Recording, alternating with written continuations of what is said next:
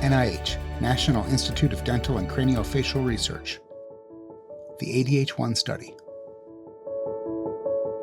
I've had this condition ever since I was born. A series of old family photos shows Craig as a child with his family. If I use my muscles and stuff too much, and I start to cramp up. I was diagnosed in first grade because I had some learning disabilities. I couldn't concentrate. You know, you're just always in a dream state almost, what they call the brain fog. And they found that I had a low calcium. Modern-day scene of the outside south entrance of the National Institutes of Health Clinical Center, also called Building 10. My whole reason for being in this study is so that children that have this condition don't have to go through what I went through when I was a child. My name is Craig Wacker. I've been coming to NIH since 2007. I'm now in the ADH1 study. Rachel I. Gafni, MD, Senior Research Physician, NIDCR. ADH1 stands for Autosomal Dominant Hypocalcemia Type 1, and it's a rare genetic condition where blood calcium levels are low. Michael Collins, MD, Senior Investigator, NIDCR. ADH1 is caused by variants or mutations in a gene called the calcium sensing receptor. The calcium sensing receptor is kind of like the thermostat for your house. Scene of Dr. Collins examining a patient by listening to her heart and looking at her eyes with a flashlight. So it measures the blood calcium levels, and in response to the blood calcium levels, it controls the secretion of parathyroid hormone by the parathyroid gland. The parathyroid glands, which are 4 small glands in the neck, works through several different ways to increase the blood calcium back till normal. Scene of Craig having his blood drawn by a nurse. But in patients with ADH1, it tricks the cells into thinking that the blood calcium level is higher than it actually is. And so their blood calcium levels stay low. It does affect you a lot because the calcium is used by everything. It's used by your brain, it's used by your heart, it's used by all your muscles. It takes all your chemicals out of whack. One of the most common symptoms that patients with low blood calcium will have is tingling in your hands or around your mouth. And if this becomes more severe, they can get cramping. Scene of a person rubbing their calf muscle vigorously. Sometimes this can be quite painful. Some of them have really suffered tremendously with multiple episodes of seizures, hospitalizations, and if it's bad enough, it can lead to death. I just want to feel like other people, just a better quality of life, I guess. One thing that's important to understand is that when we treated patients with conventional therapy with calcium and activated vitamin D, Scene of the medicine, calcitriol, bottles and pills. White pills being poured out into a hand. they really still had to keep their blood calciums on the lower side, because when you take these, the urine calcium levels go even higher. And when you have high levels of calcium in your urine, this can lead to kidney damage and decreased kidney function. Scene of two X-ray images side by side. The image on the left shows normal kidneys with no calcium deposits.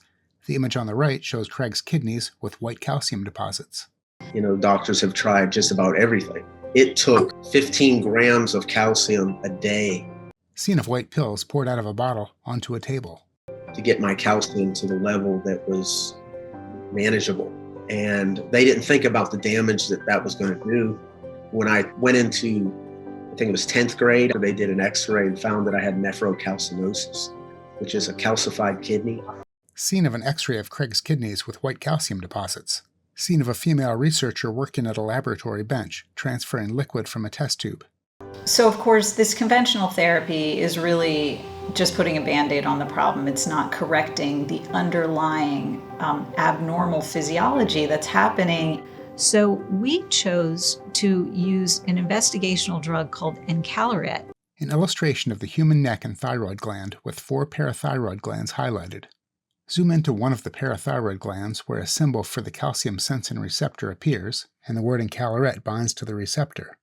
Then the parathyroid gland sparkles to show parathyroid hormone molecules being released. Encaleret binds to a spot in this calcium sensing receptor and resets it so that now it can sense calcium levels appropriately. scene of the north entrance of the National Institutes of Health Clinical Center. So we enrolled these 13 adults from all over the country, where we're primarily looking at, is this drug safe? And then the other question was, is it going to work? And the answer to that occurred immediately and dramatically. As soon as with the first dose, all of a sudden, it was like their parathyroid glands woke up. And they said, oh no, the blood calcium level is low. We need to make parathyroid hormone. And the parathyroid hormone levels immediately went up. When I found out the drug worked, it worked the way it did, I called my mom up and I told her that I found a miracle. Photograph of Craig sitting with his mother on a sofa. They are both smiling. She saw all the times when, I was in tears from the cramping. She broke down in tears. In virtually all of the patients, we were able to normalize their blood calcium and their urine calcium as well. Results like this come to you once, twice, maybe thrice in a career. So this was a really great finding for us. This is my military service. I wasn't allowed to go into the military, just because of my condition. This is my way to give back, to society. Photograph of Craig, Dr. Gafni, and another medical professional in a hospital room talking. People who participate in clinical trials are very special people, and they're participating in something that's hopefully going to lead to an FDA-approved drug that we can write prescriptions for at some point.